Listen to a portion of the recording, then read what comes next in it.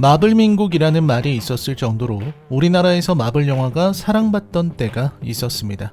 하지만 어벤져스 엔드게임 이후 인피니티 사가가 끝나면서 마블 시네마틱 유니버스의 행보에 변화가 찾아왔죠. 히어로들의 세대 교체를 무리하게 감행하기도 했고 마블은 다소 이해하기 어려운 결정들을 내리기도 했습니다. 그리고 마치 뭔가에 홀린 것처럼 연이은 실패작들을 내 이제는 마블 영화에 대한 기대감이 많이 사라져 버렸습니다. 예전처럼 마블 시네마틱 유니버스의 영화들이 나오면 가슴이 두근거리던 시절은 이미 몇 년이나 지나버린 과거의 유물이 되어버린 겁니다. 그런 시기에 이 영화가 나왔습니다. 데드풀과 울버린이죠. 우선 데드풀 실사영화 시리즈는 20세기 폭스에서 판권을 지니고 제작한 작품입니다. 데드풀 특유의 제4의 벽을 넘는 코미디를 할 때 가끔 나오는 이름들이 엑스맨 시리즈의 등장인물들이었죠. 1편에서는 콜로서스와 네가소닉이 나오면서 데드풀 시리즈가 엑스맨 유니버스에 속해 있다는 것을 분명히 했습니다. 2편에서는 지나가는 장면이기는 했지만 엑스맨의 대부분의 캐릭터들이 슬쩍 모습을 보이기도 했습니다. 그리고 울버린, 휴 잭맨의 울버린은 문자 그대로 엑스맨 그 자체였습니다. 엑스맨 시리즈의 메인 주인공이면서 엑스맨 전체를 이끌어가는 리더 같은 존재였죠. 디즈니가 무수히 많은 영화사를 사들이면서 공룡 기업이 된 덕분에 20세기 폭스 역시 디즈니로 편입되었습니다. 그래서 엑스맨 캐릭터들이 영화에 나올 수 있게 되었고 그건 닥터 스트레인지 대혼돈의 유니버스에 나온 찰스 자비에 그리고 더 마블스에 등장한 다른 차원의 엑스맨들에게서 볼 수 있는 일이었죠. 그러면서 디즈니는 새로운 시도를 하게 됩니다. 엑스맨 세계관은 리부트하면서 데드풀만큼은 그대로 R등급 영화로 진행, 그리고 휴잭맨의 울버린을 멀티버스에서 데려오기로 말이죠. 그렇게 탄생한 작품이 바로 데드풀과 울버린입니다. 데드풀 영화가 예전과 같은 R등급으로 나온다는 점도 배우 교체나 리부트 없이 간다는 점도 흥미로웠습니다. 문제는 데드풀을 어떻게 MCU로 데려올 것인가 하는 문제였을 겁니다. 물론 우리는 답을 알고 있습니다. 멀티버스. 모든 문제를 쉽게 해결할 수 있는 만능의 단어이자 모든 것들을 끝없이 재미없게 만드는 최악의 단어. 그런 우려에도 불구하고 데드풀과 울버린은 나왔습니다. 그리고 예고편에서 우리는 마블의 구세주를 언급하는 데드풀의 모습을 봐야 했습니다. 구세주. 입에 올리는 것만으로도 어쩐지 어색한 단어입니다. 무너져가는 세계의 구세주도 위기에 빠진 지구를 구할 구세주도 아닌 MCU, 마블 영화 전체를 구하기 위한 구세주라니. 그리고 그 역할을 수행하는 것이 다른 이도 아닌 데드풀이라는 점에서 세기말적 공포가 스멀스멀 다가오는 것을 느낍니다. 설마 농담이겠지? 하는 심정으로 데드풀과 울버린을 보러 가는 건 처음 겪는 일이었습니다. 그리고 그 모든 전말을 알았을 때 저는 데드풀마저 넘어서지도 견뎌내지도 못하는 마블 영화의 절망적인 작금의 상황을 목도하고 말았다 생각합니다. 데드풀과 울버린 리뷰입니다. 여러분 이제부터는 치명적인 스포일러가 포함되어 있습니다. 감상에 주의하시기 바랍니다. 그리고 저는 언제나 철저한 비판을 목적으로 리뷰하고 있습니다. 시작합니다.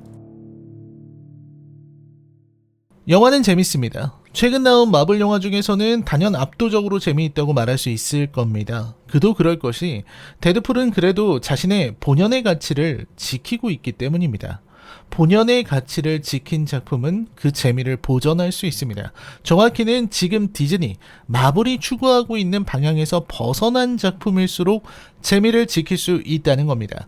정복자 캉이니 멀티버스니 하는 것들을 무시하고 자신의 이야기를 펼쳐간 가디언즈 오브 갤럭시 3가 1편과 2편의 흐름을 이어 훌륭히 마무리될 수 있었던 걸 생각해보면 명확합니다. 하지만 데드풀은 본연의 가치는 지키되 지금의 마블이 나아가는 방향성에 휩쓸리고 말았습니다. 그게 이 작품이 종전의 대성공에는 미치지 못한 이유일 겁니다. 오프닝 시퀀스는 문자 그대로 데드풀 영화의 본질을 완벽히 구현하고 있습니다. 특유의 B급 정서 가득한 잔혹무도한 액션이 펼쳐지고 피가 흩뿌리고 6편이 날리는 와중에도 엔싱크 바이바이바이에 맞춰서 안무를 하는 모습이 인상적이죠. 여담이지만 십수년이 지난 후에 다시 그들의 춤을 데드풀 버전으로 보니 세월이 참 무상하고 저렇게 귀엽고 앙증맞은 율동이었나 하는 의문이 들어서 다시 예전 영상을 찾아보게 되더라고요. 정말 시간의 흐름은 많은 것들을 바꿔놓는 모양입니다. 14년 전에는 그들의 춤이 지금보다 훨씬 멋지게 보였을 텐데 처음부터 끝까지 웃음에 있어서는 멈춤이 없었습니다. 데드풀이 직접 어벤져스를 찾아가서 해피 호건과 면접을 보는 장면은 압권이죠. 자신이 원하는 직장을 구하려는 데드풀과 그런 데드풀을 탈락시키는 호건의 모습을 보고 있자면 어딘지 모르게 요즘 세상이 떠올라 짠한 마음이 들기도 합니다. 데드풀의 적당히 하찮으면서 정감 가는 존재감도 잘 드러나고요. 결국 해결사를 그만두고 중고차 판매사에 들어가 친구 밑에서 일한다는 설정도 퍽 데드풀스럽죠. 물론 이 편에서 그토록 절절하게 사랑을 했던 바네사와 헤어진 과정이 지나치게 담백하게 나온 것에는 의문이 있지만 이건 일단 넘어가기로 하죠. 영화에서는 6년의 시간이 언급됩니다. 데드풀이 웨이드로서 살아갔던 시간. 해결사의 일을 은퇴하고 평범한 사람으로 살기 위해 머리에 가발을 쓰고 이걸 썼다고 해야 할지 찝었다고 해야 할지는 모르겠지만 아무튼 그렇게 살아갔던 시간은 웨이드에게 둘도 없는 선물을 주죠. 바로 사랑하는 사람들입니다. 그리고 이 6년의 시간은 이 영화를 꿰뚫는 현실과 영화의 관계를 생각하게 만듭니다. 데드풀2가 나온 것이 2018년, 정확히 6년의 시간 만에 데드풀이 영화로 돌아온 것이거든요. 무려 6년입니다. 제가 영화관에서 데드풀2를 본 게 엊그제 같은데 벌써 6년의 시간이 흘렀습니다. 그 6년은 데드풀의 세계에서는 혼란의 시간이었을 겁니다. 데드풀 3편이 나올 수 있을까? 하는 물음에 아무도 답을 할 수 없었을 겁니다. 20세기 폭스는 어찌 되는 것인지, 엑스맨은 어떻게 되는 것인지 누구도 몰랐습니다. 엑스맨 다크 피닉스는 처절하게 무너졌고 엑스맨 뉴 뮤턴트는 사라져가는 엑스맨 유니버스의 마지막 구조 신호처럼 느껴졌습니다. 그 6년의 시간이 라이언 레이놀즈와 데드풀과 그 제작진과 친구들에게는 마치 은퇴의 시기처럼 느껴졌을지도 모릅니다. 그러한 혼란의 시기를 영화는 재치 있게 표현합니다. 데드풀이 해결사를 잠시 내려놓고 다른 일을 하면서 행복하게 보냈다고 말이죠. 마치 6년 만에 우여곡절 끝에 돌아온 후속작에서 그동안 우린 이렇게 지냈다며 어색하게 재회의 인사를 보내는 것처럼요. 그리고 영화는 본격적인 이야기를 시작합니다. 패러독스의 등장, TVA 설정의 시작이죠. 저는 패러독스 같은 개성 있는 빌런의 등장이 반가웠습니다. 탐욕적이고 야심을 숨기지 않으면서 멀티버스를 증발시키겠다는 인간이 긴장했다며 태연하게 샌드위치를 먹는 모습에서 이 정신나간 빌런의 성격이 완성되죠. 자신의 야심 때문에 자신의 지위와 권한을 이용해 여러 부정행위를 저지르는 모습은 부패한 공무원이나 정치인을 풍자하는 것처럼 보이기도 하죠. 사라져가는 시간선을 지키기 위해서는 핵심 인물이 필요하다는 설정은 억지지만 우선은 받아들일 수는 있습니다. 결국 이 영화는 그동안 있었던 엑스맨 영화들, 20세기 폭스 시절 영화들에 대한 헌사이면서 동시에 MCU의 세계로 들어가는 연착륙의 서사이기도 합니다. 핵심 인물이 사라지면 시간선이 사라진다는 설정은 이제는 다시 만들 수 없는 예전 엑스맨 세계관의 소멸을 설명하는 것이기도 합니다. 그렇게 이 영화는 로건의 죽음으로 엑스맨의 세계가 사라진다는 것을 최대한의 존중과 함께 표현했고 이미 사라져버린 세계의 인물들이 등장합니다. 엘렉트라가 그렇고 블레이드가 그렇고 휴먼 토치가 그랬습니다. 그들의 영화는 이미 끊겼고 그들은 보이드에 갇혀 있습니다. 보이드란 결국 갬빗의 경우처럼 만들어지지 않았거나 블레이드나 엘렉트라처럼 만들어졌지만 이제는 기억 속으로 사라져버린 영화들의 집합체입니다. 그렇기에 보이드고 그렇기에 엉망진창입니다. 저는 이런 설정 자체는 무척 훌륭했다고 생각합니다. 이 모든 이야기를 전개하는 데에 코미디가 빠지지 않는다는 점이 좋았습니다. 데드풀과 만난 최악의 울버린, 자신의 세계를 지키지 못했고 술에 빠져 사는 울버린의 등장과 데드풀과 티격태격하며 싸우는 모습들은 처음부터 끝까지 경쾌합니다. MCU 영화 전반에 대한 데드풀의 평가도 좋았죠. 엔드게임 장면을 보고 울먹이며 감동하는 부분이라든지 요즘 마블 영화가 영 아니라는 식의 파격적인 발언을 서슴지 않는 모습은 데드풀스럽죠.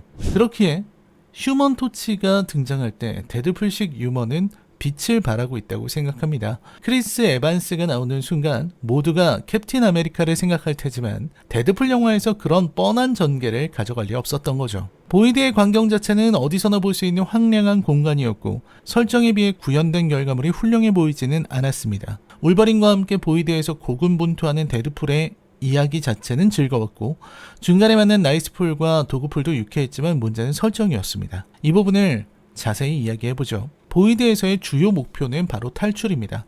시간선을 지키기 위해 데려온 또 다른 울버린 그리고 데드풀의 묘한 눈치로 패러독스가 독단적으로 일을 진행하고 있다는 것을 알아챈 덕분에 패러독스는 울버린과 데드풀을 보이드로 날려버렸고 이제 데드풀과 울버린은 이 보이드를 탈출해야만 하죠.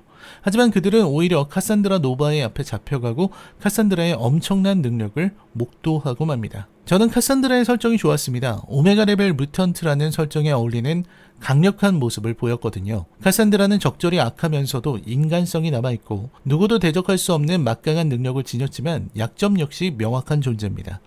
영화에서는 그 부분이 정말 잘 드러났습니다.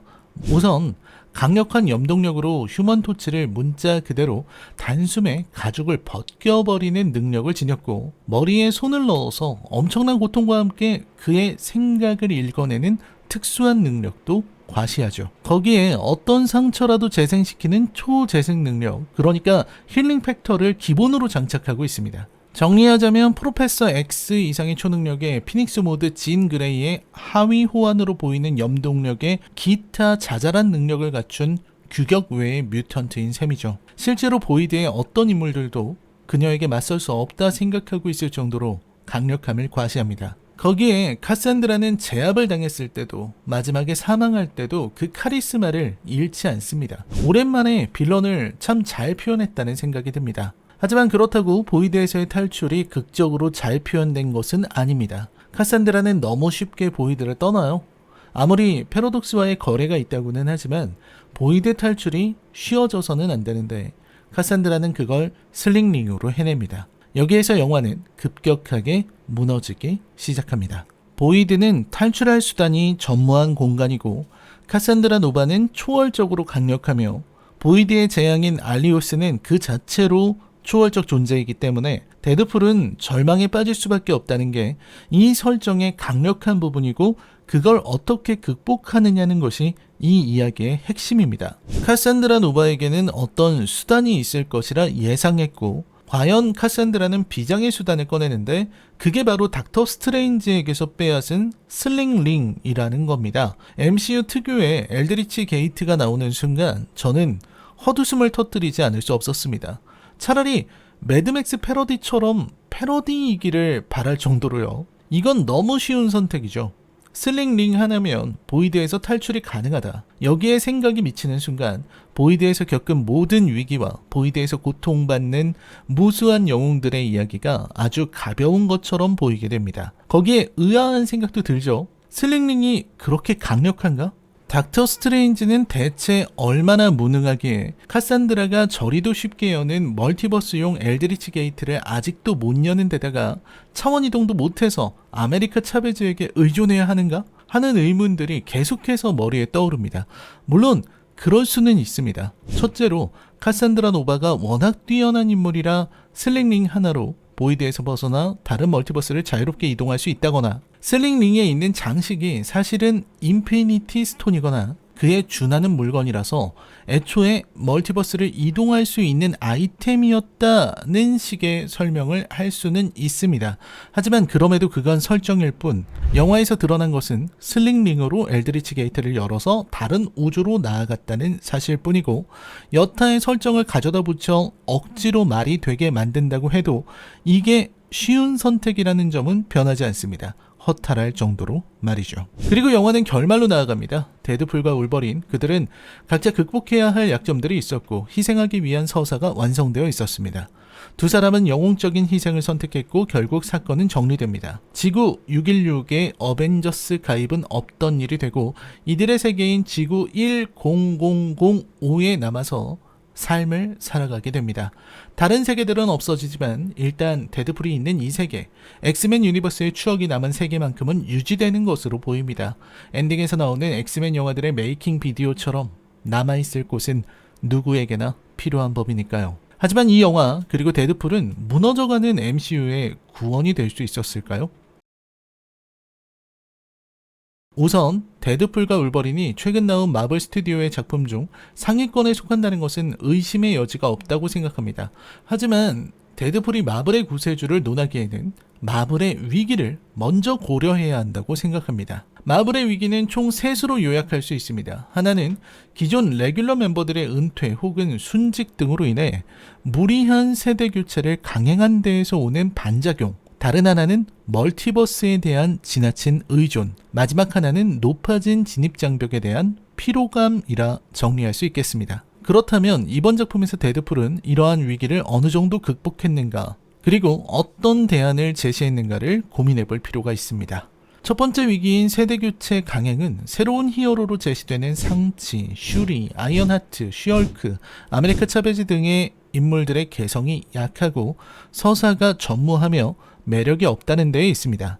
거기에 디즈니식 PC 강제 주입으로 인해 아시안 여성, 흑인 여성, 동성애 커플, 파키스탄계 등 다양성의 확보에만 신경 쓰다가 그 캐릭터들이 왜 영웅이어야 하는가에 대한 답에는 아무도 관심을 두지 않았죠. 그 결과 갓 성인이 된 캐릭터가 살인을 저지르며 환호하고 아무런 고민 없이 영웅이 되고 선대 영웅들이 쌓아 올린 것들을 단숨에 휴지 조각으로 만들어버리는 일들을 진행했습니다. 과거에 대한 존중도 선배 히어로들에 대한 예우도 없는 최악의 선택들이 반복되었습니다. 물론 배우들 개런티 주기가 힘들고 팬덤은 확보했으니 새로운 얼굴과 저렴한 가격의 배우들로 죄다 교체하는 것이 디즈니에게는 이득이었을 수 있겠죠. 문제는 그 익숙하지 않은 얼굴들이 대부분 실패했다는 겁니다.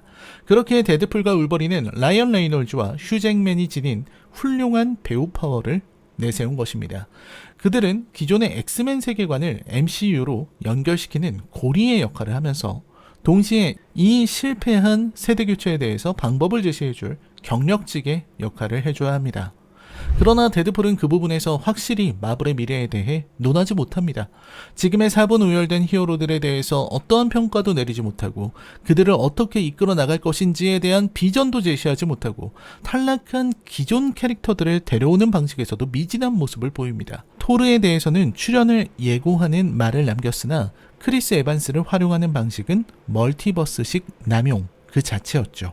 두 번째 위기인 멀티버스는 어떻습니까? 멀티버스 사가는 최악의 선택이었습니다. 멀티버스를 제대로 다루지도 못했고 멀티버스로 인해서 캐릭터들은 복제품에 가까운 가벼움만 쌓아가고 죽음조차 진지해지지 못합니다.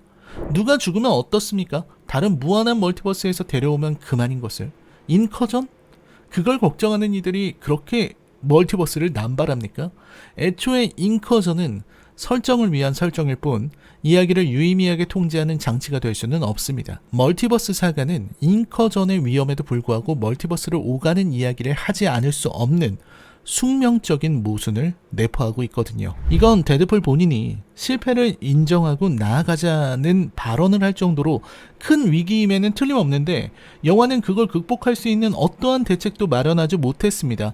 결국 100명의 데드풀과 전투를 벌이는 다소 황당한 장면으로 여전히 멀티버스식 스토리 전개를 하고 있었고 멀티버스를 극복하자고 말로만 외쳤을 뿐 이 영화는 철저하게 멀티버스에 잠식되어 있는 작품입니다. 마치 멀티버스를 극복하고 싶지만 그 방법을 몰라 망연자실한 마블의 비통한 현실을 보는 것 같죠. 세 번째 위기라 할 수 있는 진입장벽 역시 데드풀과 울버린은 그걸 극복하기는커녕 더 강화해버렸습니다. 20세기 폭스 시절에 엑스맨 영화를 본 사람들만 이해할 수 있는 이야기를 늘어놓다가 나중에는 마블 시네마틱 유니버스의 닥터 스트레인지와 엘드리치 게이트를 등장시키고 더 나아가서는 드라마 로키 시리즈를 본 사람들만 이해할 수 있는 장면을 배치합니다. 이런 상황이기 때문에 데드풀과 울버린을 보는 것은 그리 쉽지 않은 일입니다. 그들은 20세기 폭스 엑스맨 영화들에 대한 존중을 보였지만 그 영화들에 대해서 마블 시네마틱 유니버스의 작품들까지 총망라한 난장판을 선보였기 때문입니다. 이러한 진입장벽은 데드풀의 농담으로만 존재해야지 작품의 주된 스토리 전개의 장벽이 되어서는 안 됩니다. 그렇게 저는 데드풀과 울버린은 마블의 구세주가 될 수 없으며 오히려 마블 영화의 참담한 현주소를 담담히 드러냈고 그걸 농담으로 승화한 정도의 역할만을 수행했다고 생각합니다. 데드풀은 구세주로서 실패했습니다. 그 구세주 농담이 아무리 농담이었다 하더라도 데드풀은 실패했고 울버린은 내내 데드풀에게 끌려다니는 얼굴 마담에 불과했습니다. 데드풀 영화를 좋아했던 사람으로서 실망하지 않을 수 없습니다. 여러 장점에도 불구하고 이번 데드풀 영화는 과거의 작품들에 미치지 못했습니다. 영화 데드풀과 울버린에 대한 제 평점은 10점 만점에 5점입니다. 아는 사람일수록 웃을 수 있는 마니악한 개그를 내세우면서도 시종일관 웃음을 줄 수 있다는 점은 분명 데드풀 영화만이 지닌 대단한 지점입니다. 오랜 친구를 오랜만에 만나 크게 웃는 그런 아련한 감정을 느끼게 한 좋은 작품이기도 합니다. 다소 아쉬운 지점이 많았고 전작들에 비해서는 웃음에서도 서사에서도 미치지 못했지만 이게 20세기 폭스 영화가 아니라 MCU에 속하는 마블 스튜디오의 영화라는 것을 감안하면 충분히 잘 만든 작품이라 해야 할 겁니다. 그도 그럴 게 마블 영화의 수준을 생각해보면 이 정도면 감지덕지한 것 아닐까요? 아참, 제가 말하는 마블 영화의 수준은 엔드게임 이후 요즘 마블을 말하는 겁니다. 라이너의 컬처 쇼크 영화 리뷰는 계속됩니다. 시청해주셔서 감사합니다.